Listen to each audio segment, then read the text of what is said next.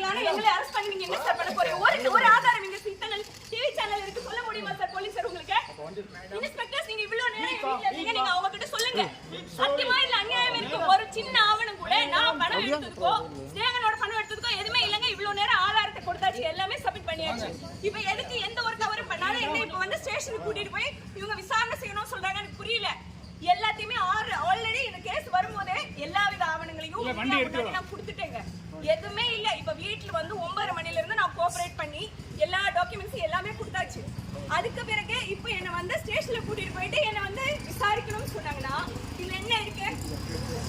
எதுவுமே இல்லைங்களே. ஏதாவது ஒரு விஷயம் இருந்தா பரவாயில்லைங்களே, ஏதாவது ஒரு சின்ன விஷயம் இருந்தா பரவாயில்லைங்களே.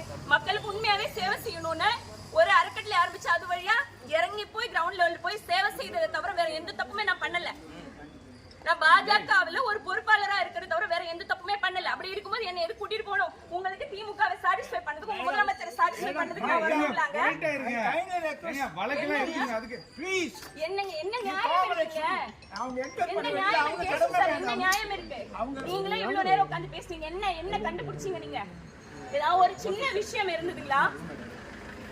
ஒரு சின்ன விஷயம். நான் என்னோட வண்டியில நான் வரேன். நான் வந்து என்ன அரெஸ்ட் பண்ணி கொண்டு வர அளவுக்கு தப்பு பண்ணல. நான் என்னோட வண்டியில நான் வரேன். இல்ல